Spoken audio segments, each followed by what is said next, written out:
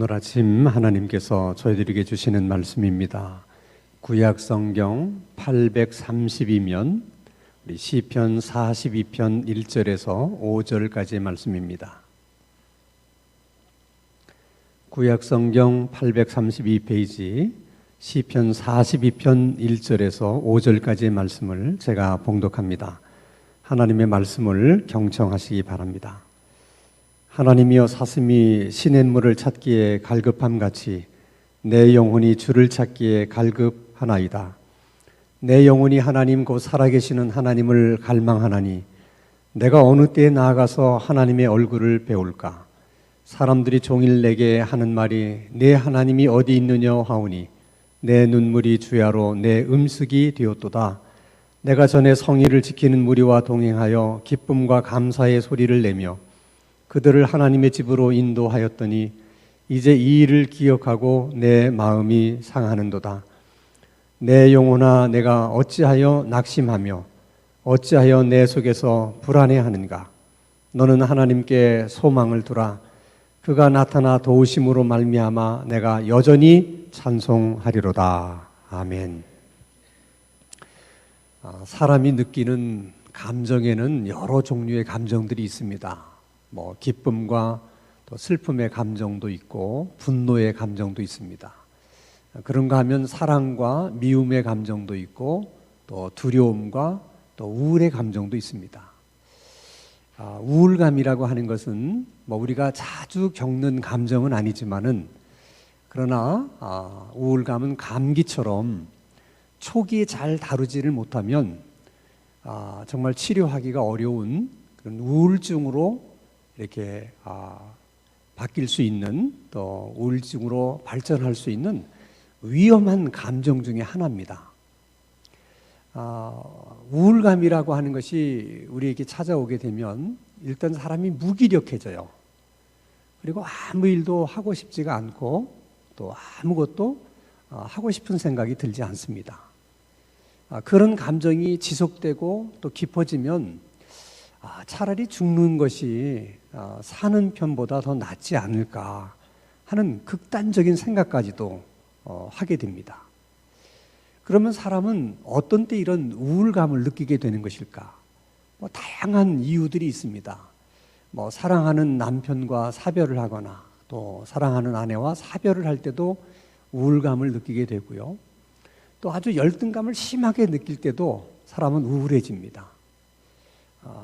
그런가 하면은 또 어떤 일로 자기 자신을 너무 심하게 이렇게 이제 자학을 하거나 자기를 학대할 때도 우울한 감정이 들지요. 또 여러 가지 어려운 일들이 한꺼번에 막 닥쳐와서 도대체 어떻게 이 문제를 해결해야 될지 너무나 막막할 때, 그때도 사람은 우울해집니다. 그리고 자신의 기대가 무너진다든지 뭔가 간절히 바라는 것이 있는데 그것이 이루어지지 않을 때, 그럴 때도 이제 우울한 감정이 우리를 지배하게 되는 것입니다. 중요한 것은 성경의 인물 중에도 이렇게 우울감 때문에 힘들어했던 사람들이 있을까 하는 거예요. 근데 있습니다. 대표적인 사람이 엘리야 선지자인데요. 우리 구약성경 열왕기상 19장 4절 말씀을 보면 자기 자신은 광야로 들어가 하룻길쯤 가서 한 로뎀나무 아래에 앉아서 자기가 죽기를 원하여 이르되 여호와여 넉넉하오니 지금 내 생명을 거두시옵소서. 나는 내 조상들보다 낫지 못하나이다.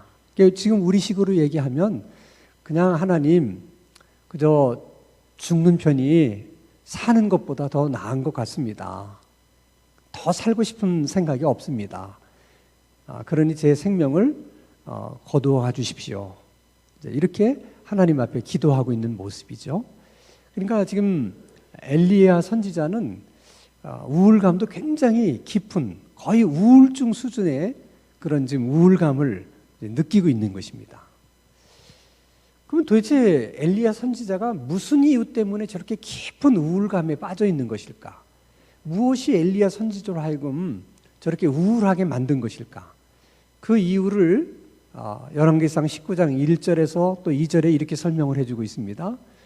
아합이 엘리야가 행한 모든 일과 그가 어떻게 모든 선지자를 칼로 죽였는지를 이세벨에게 말하니 이세벨이 사신을 엘리야에게 보내어 이르되 내가 내일 이맘때에는 반드시 내 생명을 저 사람들 중 한 사람의 생명과 같게 하리라. 그렇게 하지 아니하면 신들이 내게 벌 위에 벌을 내림이 마땅하리라 한지라. 엘리사 왕비가 사람을 보내서 엘리야에게 내가 나의 선지자를 칼로 죽인 것처럼 내가 이맘때 너도 반드시 너를 칼로 죽일 것이다. 내가 반드시 죽일 거라고 나는 내가 믿는 신에게 맹세를 했다. 그런 얘기예요. 그런데 우리가 지금 의아한 것은 아니 뭐 그런 말 한마디 들었다고 저는 더 이상 살 마음이 없습니다. 하나님 그냥 제 생명을 거두어 가주세요. 어떻게 엘리야 선지자가 그럴 수 있느냐 하는 거예요. 정말 엘리야 선지자가 그렇게 마음이 소심하고 또 겁이 많은 그런 선지자였느냐 하는 거예요. 우리가 알고 있는 엘리야 선지자는 그렇지 않지 않습니까? 근데 어쩌다가 엘리야 선지자가 여인의 말 한마디에 그렇게까지 극단적인 생각을 이렇게 하고 있는 것일까? 그 이유는 여기에 있습니다. 엘리야 선지자가 활동하던 그 시절의 북왕국 이스라엘은 우상 숭배가 그 어느 때보다 굉장히 극심하던 때였어요. 이유는 이 아합 왕이 왕비를 이방 여인을 이제 데려와서 왕비를 삼아요. 그 여인이 이세벨입니다. 이세벨이 시집을 오면서 친정에서 섬기던 우상을 그대로 가지고 와요. 그러니까 자기가 섬기는 신이 좋으니까 백성들에게도 자기가 섬기는 신을 섬기라고 자꾸 이렇게 권장을 해요. 그리고 선지자들을 많이 세워서 그 일이 모든 백성들에게 이렇게 확산돼 가도록 이렇게 도와줍니다. 그러다 보니까 정말 많은 이스라엘 백성들이 그 이세벨이 이제 그 믿으라고 권장하는 바알 신을 열심히 믿게 된 거예요. 너무나 많은 백성들이 바알 신을 믿다 보니까 우리가 지금 하나님을 여호와로 믿는 것인지 바알 신을 여호와로 믿는 것인지 이게 헷갈리는 거예요. 도대체 누가 하나님이냐, 참 하나님이냐. 어떤 때는 여호와가 하나님인 것 같다가 어떤 때는 바알 신이 또 여호와인 것 같기도 하고 하나님인 것 같기도 하고 너무 백성들이 헷갈려 하니까 이제 엘리야 선지자가 결단을 내리고 백성들에게 말합니다. 아니 지금 너희가 지금까지 여호와 하나님 한 분을 하나님으로 알고 믿고 살아왔는데 바알 신이 웬 말이냐? 어떻게 바알 신이 여호와 하나님일 수 있느냐? 여호와 하나님은 유일하신 하나님이다. 그러면 이번에 아예 정말 누가 여호와인지 누가 참 하나님인지를 한번 결판을 내서 그 결과에 따라서 이렇게 어떻게 할지 몰라서 이렇게 하지 말고 마음을 굳게 세우고 참 하나님으로 증명된 그 하나님을 우리가 우리의 하나님으로 믿고 섬기자. 모든 백성들이 동의를 했어요. 그래서 이제 갈멜산에서 하나님이 누가 참 하나님인가를 증명하기 위한 내기가 벌어지는 거죠. 일종의 결투가 벌어집니다. 그래서 저쪽 선지자들을 다 초청했어요. 그랬더니 바알 선지자가 450명, 아세라 선지자를 섬기는 선지자가 400명이에요. 850명이나 되는 선지자들이 모였어요. 그러니까 얼마나 많은 백성들이 바알 신을 섬겼으면 선지자 수가 그렇게 많겠습니까? 근데 이쪽 편은 하나님 편에 선 선지자는 엘리야 선지자 한 명밖에 없었어요. 850명과 한 사람이 이제 결투를 하는데 결국은 하나님께서 스스로 하나님이 참 하나님이시다. 여호와만이 참 하나님이시다 하는 걸 증명해 보이셨습니다. 자, 그러면 얘기 다 끝난 거잖아요. 그래서 엘리야 선지자가 백성들에게 말합니다. 지금까지 마치 바알 신을 하나님인 것처럼 속여서 너희들을 믿게 한 저 바알 선지자, 저 아세라 선지자 다 죽여야 된다. 그래서 백성들이 다 끌고 가서 죽였어요. 자, 그러면 그 다음에 백성들이 어떻게 해야 되는 겁니까? 참 하나님도 아닌 우상 바알신을 모든 백성들에게 믿으라고 권장하고 그 선지자들을 비호했던 아합 왕이나 그다음에 그 부인 이세벨에 대해서 뭐 규탄 대회를 한다든지 뭐 탄원을 한다든지 어떤 강력한 어떤 조치를 취해야 되는 거 아닙니까? 사실 하나님께서 스스로를 증명해 보이셔서 결판이 난 사건이라면 적어도 아합 왕도 그렇고 이세벨도 그렇고 대국민 사과를 한다든지 뭔가 그런 조치가 있었어야 되는 거죠. 적어도 엘리야는 그렇게 기대를 했어요. 아니 그런데 난데없이 사람을 보내서 자기를 죽이겠다는 게 이게 말이나 됩니까? 도대체 일이 어디서 뭐가 잘못된 거예요? 그것은 이스라엘 백성들이 엘리야 선지자의 말을 듣고 바알 선지자, 아세라 선지자를 다 죽인 것까지는 했어요. 거기까지였어요. 더 이상의 변화를 시도하지 않은 거예요, 백성들이.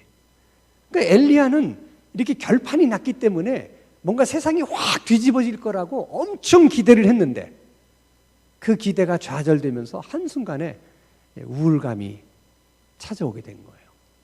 이렇게 사람은 자신의 어떤 기대가 이렇게 무너져 내릴 때 이제 우울해집니다. 우울해져요. 엘리야만 그런 게 아니에요. 우리가 이제 교회 내에서도 신앙생활을 하다 보면 이제 신학에 이제 열심이 생기면은 뭔가 하나님 교회를 위해서 뭔가 좀 내가 헌신하고 뭔가 이렇게 좀 도움을 주고 싶은 생각이 자연스럽게 들잖아요. 그런 사람 눈에는 뭐 교회를 똑같은 교회를 보지만은 뭔가 이제 부족한 것들이 보여요. 이런 것들을 좀 개선했으면 좋겠다. 이런 부분을 좀 고쳤으면 좋겠다. 그래서 열심을 냅니다. 자기 뭐 물질도 드리고 시간도 드리고 열심히 노력해서 뭔가 이렇게 해보려고 하는데 결과적으로 자기 기대처럼 모든 게 되질 않으면 그러면 이제 그때 엘리야가 느꼈던 것 같은 갑자기 이제 우울감이 찾아오면서 아무것도 하고 싶지 않고 교회 일이라 그러면 손끝 하나 움직이고 싶지 않은 그런 이제 마음 상태가 되는 것이죠. 그래서 이게 사람의 기대가 이렇게 좌절될 때 그때 이제 우리 감정 컨트롤을 잘하는 것이 굉장히 중요한 거예요. 근데 성경에는 이렇게 이제 우울감으로 힘들어했던 사람이 엘리야만 있는 게 아니고 또 한 부류의 사람이 있다는 것을 우리들에게 이제 보여주셨는데 그게 오늘 본문에 나와 있는 시편 기자예요. 자, 오늘 본문 시편 42편 4절 말씀을 보니까 제일 마지막 부분에 이제 이 일을 기억하고 내 마음이 상하는도다 그렇게 얘기하죠. 마음이 상하는 것도 우울감 때문이에요. 우울감의 이유 때문에 이제 마음이 상하는 겁니다. 근데 그 마음이 상한 이유가 물론 있어요. 그 마음이 상한 이유를 또 이렇게도 설명을 합니다. 오늘 3절 말씀을 보면 사람들이 종일 내게 하는 말이 내 하나님이 어디 있느냐 하오니 내 눈물이 주야로 내 음식이 되었도다. 그러니까 비난을 듣는 거예요. 사람들이 나에 대해서 아주 혹평을 하고 비난을 하고 비판을 해요. 근데 그것이 엄청난 스트레스가 되고 그 스트레스를 넘어서면 그게 이제 우리를 우울하게 만들어요. 그래서 다른 사람을 비난하는 걸 정말 조심해야 돼요.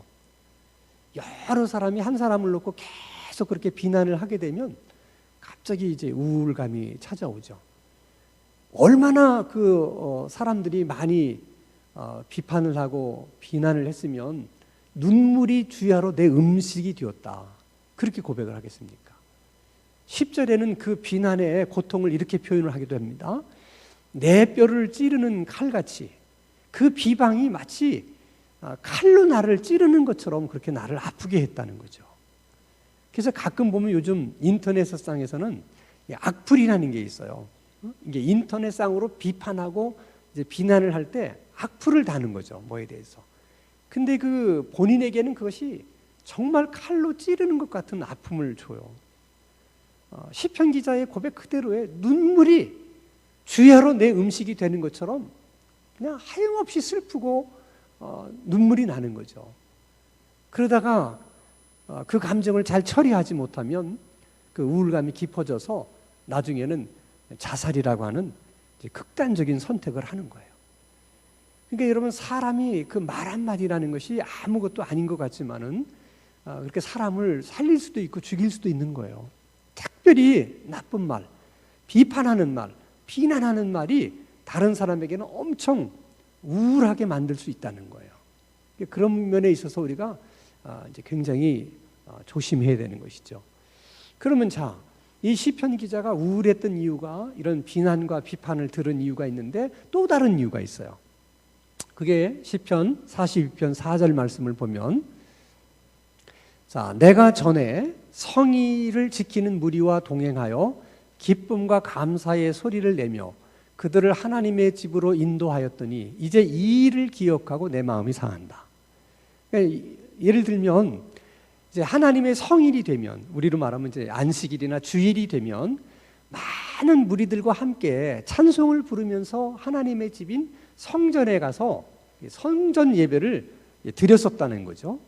근데 본인만 그런 것이 아니라 본인은 특별히 그런 사람들을 하나님의 성전으로 인도하는 그런 일을 했다는 거예요.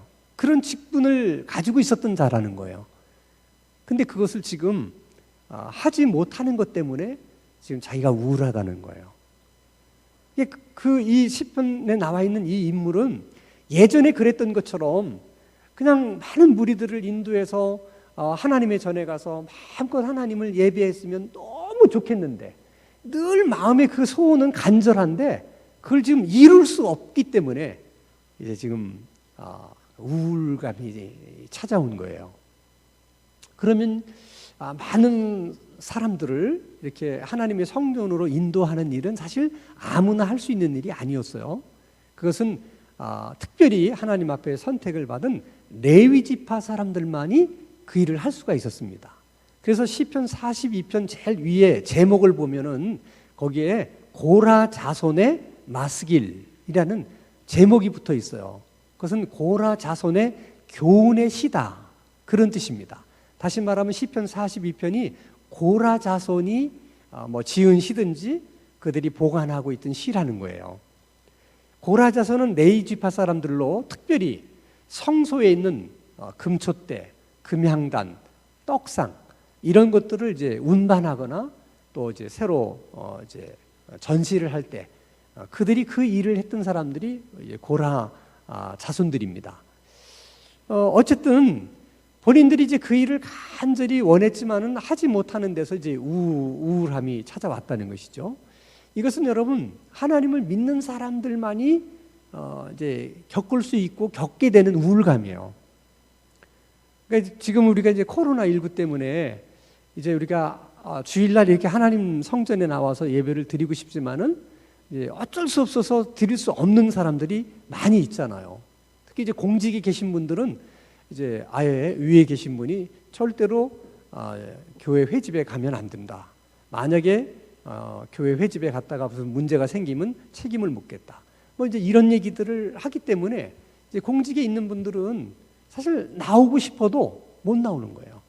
근데 이런 날이 오래 가다 보면 이제 우울감이 들 수 있다는 거예요. 우울감이 찾아올 수 있다는 거예요.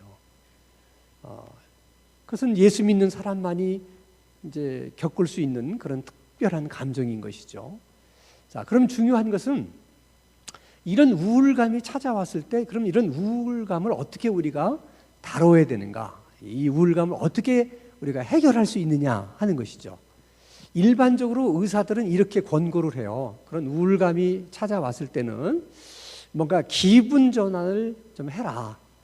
그리고 삶에서 좀 새로운 일들을 시도해봐라.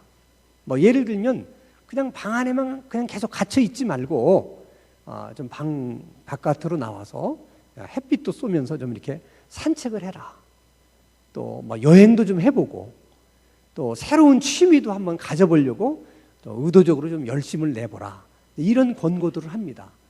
이것은 의사들이 이렇게 우울감으로 고생하는 많은 환자들을 접하면서 나름대로 이제 이게 처방을 내렸는데 그것이 효과가 있기 때문에 지금도 똑같은 권고를 하는 거예요. 그러니까 우리도 사실 그런 의사들의 권고를 우리도 따를 필요가 있어요. 그러니까 우리가 이제 우울감이 좀 있을 때는 좀 기분을 좀 전환시키는 일을 좀 의도적으로 해보고 좀 지금까지 안 해보던 일, 뭐 이런 것들을 좀 해보려고 하는 그런 이제 시도도 필요하다는 거죠. 자, 그러나 이제 성경적으로는, 신앙적으로는 우리가 이런 우울감의 문제를 어떻게 해결해 나갈 수 있는가 하는 것입니다. 자, 오늘 본문 5절 말씀을 보면 세 가지를 얘기해요. 첫째는 내 영혼아 내가 어찌하여 낙심하며 어찌하여 내 속에서 불안해하는가. 이거는 지금 자기가 자기 자신에게 하는 말이에요. 그러니까 이제 우울하다는 그런 생각이 들수록 사람들이 말이 없어집니다. 아무하고도 얘기하고 싶어 하질 않아요. 그러면 점점 깊어지는 거죠, 우울감이. 자, 이럴 때 다른 사람하고는 얘기하고 싶지 않다 하더라도 자신하고는 얘기를 좀 많이 해야 돼요. 우울할 때일수록 자신하고 자신에게 말을 많이 걸어야 돼. 말을 많이 해야 돼. 근데 대부분 우울하면 자신하고 대화를 하기는 하는데 굉장히 부정적인 대화를 많이 해요. 자기의 어떤 못난 점, 또 뭐 후회되는 점, 이런 것만 자꾸 자기 자신에게 얘기를 해요. 그러면 더 우울해집니다. 그래서 시편 기자처럼 이렇게 자기를 이렇게 더 우울하게 하는 대화를 하는 것이 아니라 좀 긍정적인 대화를 하는 거죠. 그 긍정적인 대화 속에 시편 기자가 뭐라고 그러냐면, 아니 네가 왜 그렇게 우울해하는 거야? 너 왜 그렇게 불안해하는 거야? 너 원래 그런 사람이 아니잖아. 근데 왜 그러는 거야? 이렇게 스스로 자신을 타이르면서 자기를 격려하는 거예요. 이게 굉장히 중요한 겁니다. 우리가 우울감을 해결하는 데 있어서 자기 자신에 대해서 굉장히 계속해서 긍정적인 대화를 하고 뭔가 격려하고 자신을 칭찬하는 그런 대화를 많이 하라는 거예요. 그게 첫 번째예요. 두 번째는 내 소망을 하나님께 둔다 하는 겁니다. 내 소망을 하나님께 둔다. 자, 상황과 환경은 전혀 변하지 않았음에도 불구하고 우리가 그 속에 여전히 머물러 있으면서도 우리가 우울해하지 않을 수 있는 길이 있다는 것이죠. 그게 이제 첫 번째는 자기 자신과 긍정적인 대화를 하는 것이고, 두 번째는 이제 하나님을 우리 가운데 둔다. 이것은 다른 말로 말하면 하나님을 바라보라는 거예요. 환경은 달라지지 않았지만 우리가 변할 수 있는 하나의 근거는 우리의 시선을 어디에 두느냐는 거예요. 환경은 그대로 있을지라도 우리 시선을 환경에다 두느냐 아니면 하나님에게 두느냐에 따라서 달라질 수 있다는 거죠. 이것도 굉장히 중요한 거예요. 이것도 그러니까 예수 믿는 사람들에게만 주어지는 처방이에요. 그러니까 여러분, 아무리 우리를 힘들게 하는, 우울하게 하는 그런 환경이 조성되어 있고 또 조건과 여건이 있다 할지라도 그럼에도 불구하고 우리가 우울해하지 않을 수 있는 길이 우리에게 있다는 거야. 그게 뭐냐? 거기를 바라보지 말고 하나님을 바라보라는 거야. 근데 사람은 무엇을 계속 바라보고 있느냐? 그 바라보고 있는 것을 결국 생각하게 돼요. 그리고 생각하는 것이 결국 믿음을 만들어내는 거예요. 자, 예를 들면 베드로의 경우를 한번 생각해 보겠습니다. 자, 마태복음 14장 28절에서 31절입니다. 베드로가 대답하여 이르되 주여 만일 주님이시거든 나를 명하사 물 위로 오라 하소서 하니 오라 하시니 베드로가 배에서 내려 물 위로 걸어서 예수께로 가되 바람을 보고 무서워 빠져가는지라 소리질러 이르되 주여 나를 구원하소서 하니 예수께서 즉시 손을 내밀어 그를 붙잡으시며 이르시되 믿음이 작은 자여 왜 의심하였느냐 하시고. 자, 어느 날 예수님이 바다 위로 걸어오셨어요. 예, 배 위에 있던 제자들이 깜짝 놀랍니다. 사람이 바다 위를 걷는다는 것은 뭐 난생 처음 보는 거 아니겠습니까? 그런데 그 순간에 베드로에게 믿음이 생긴 거예요. 주님이 자기에게 너도 물 위로 걸어오라 이렇게 주님이 말씀하시면 그대로 될 것만 같은 마음이 생겼어요. 그래서 예수님에게 이렇게 말합니다. 주님, 저에게 명해서 걸어오라고 말씀해 주십시오.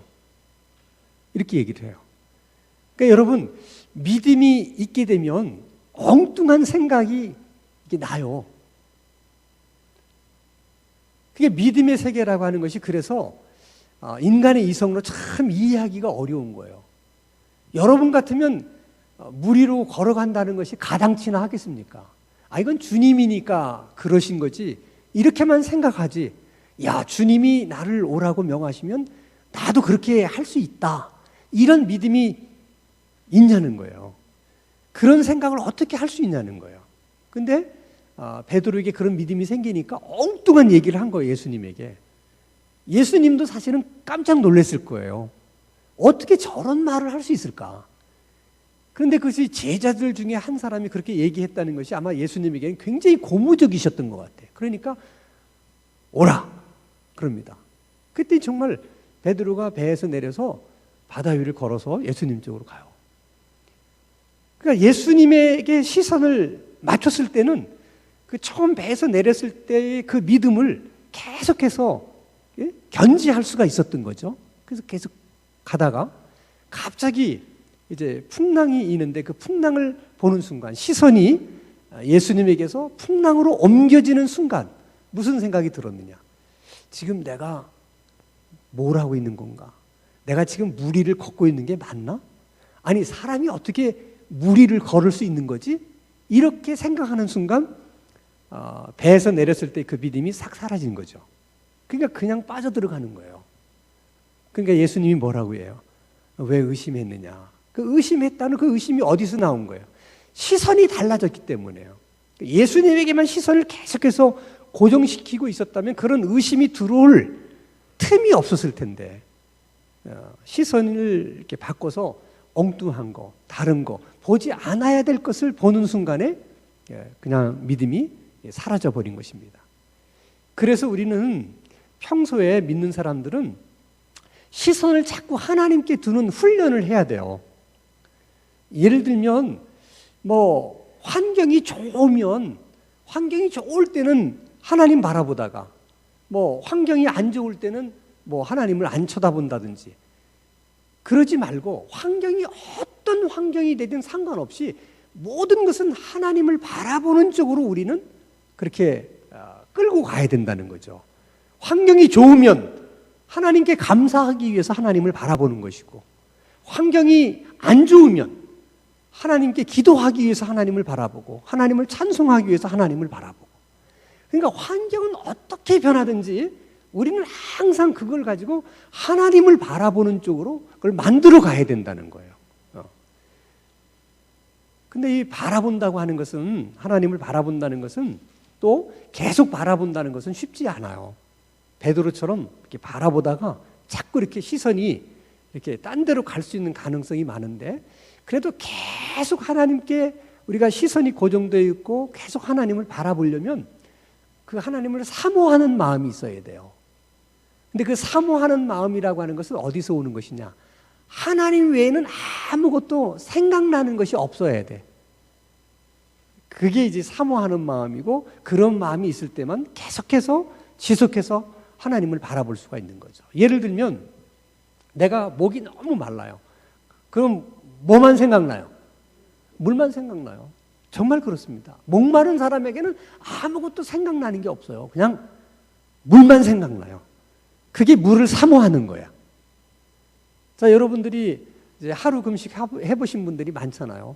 하루 금식만 해도 우리 몸이 얼마나 음식을 원하는지 우리가 잘 알게 돼요. 배가 고프면 뭐만 생각나? 먹을 것만 생각나요. 다른 생각이 안 나. 먹는 것만 생각이 나요. 그게 사모하는 거예요. 그런 것처럼 우리 영혼에도 그런 목마름과 그런 배고픔이 있게 되면 우리가 하나님만 생각하게 되는 거예요. 하나님만. 그 하나님만 생각하게 될 때 비로소 계속해서 하나님만을 바라볼 수가 있다는 것이죠.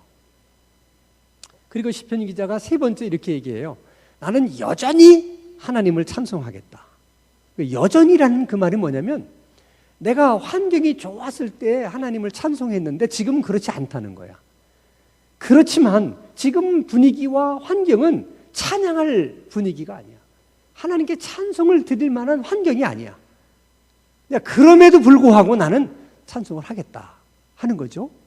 이거는 여러분 일종의 선택이에요.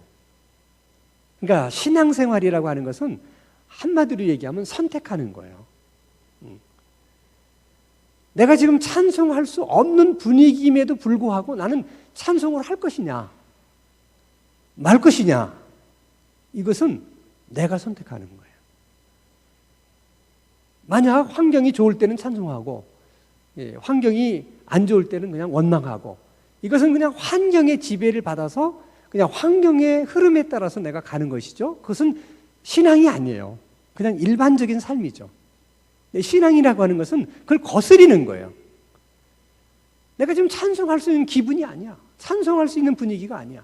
그럼에도 불구하고 나는 찬송을 하겠다 하고 찬송 쪽을 선택하는 거죠. 그게 믿음이라는 거예요. 자, 여러분, 요즘 코로나19의 상황은 우리의 삶을 많이 바꿔놨어요. 사실 너무나 많은 삶을 바꿔놔가지고 지금 우리가 지금 생활하고 있는 삶은 사실 익숙하지 않아요. 예전과 너무 달라요. 집에 들어가기 전까지는 계속 마스크를 쓰고 다니는 것도 너무 익숙하지 않은 거예요. 근데 이렇게 익숙하지 않은 삶을 이렇게 이제 계속 살다 보니까 이것도 사실은 스트레스가 돼요.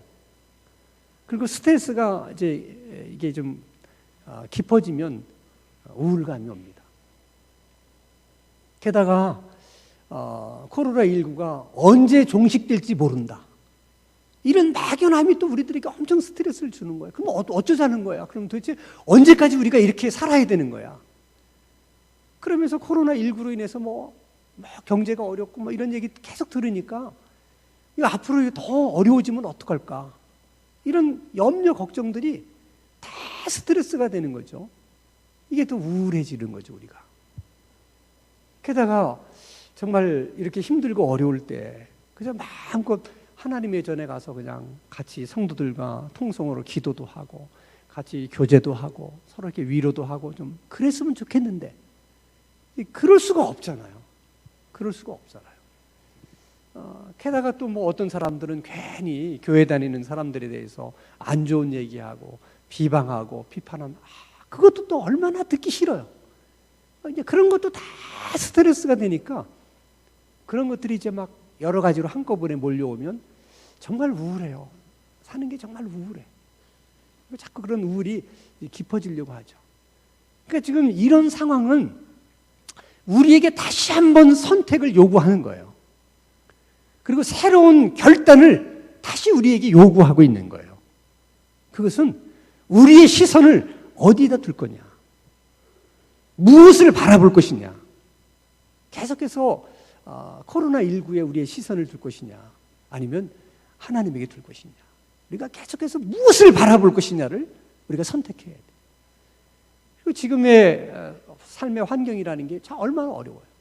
얼마나 어려우면 나라에서 다 사람들에게 얼마씩 주겠어요. 이보다 더 어려운 환경이 온다 할지라도 우리는 어느 쪽을 선택할 것이냐, 원망이냐 감사냐, 염려냐 기도냐, 우울감이냐 하나님을 노래하고 찬송하는 찬양이냐, 그것이 우리들에게 지금 주어진 몫이에요. 그게 우리들이 해야 될 일이라. 그래서 오늘 본문 시편 42편 11절 말씀을 보면 내 영혼아 내가 어찌하여 낙심하며 어찌하여 내 속에서 불안해하는가. 너는 하나님께 소망을 두라. 나는 그가 나타나 도우심으로 말미암아 내 하나님을 여전히 찬송하리라. 이 말씀처럼 우리도 저렇게 말할 수 있고 우리도 저렇게 고백할 수 있는 그런 믿음이 있게 되기를 바라고, 하나님이 그런 은혜를 우리 모두에게 주시기를 주님의 이름으로 축원합니다. 거룩하신 아버지 하나님, 우리 삶이 우울해질 때 우리의 시선을 환경이 아닌 하나님께 둘 수 있는 믿음을 주시고 또 하나님만을 생각할 수 있는 영혼의 갈급함도 허락해 주시옵소서. 어떤 상황 속에서도 원망 대신 감사를 선택하게 하시고 염려 대신 기도를 선택하게 하시고 우울 대신 찬송을 선택할 수 있는 능력을 주시고 은혜를 베풀어 주시옵소서. 예수님 이름으로 기도하옵나이다. 아멘.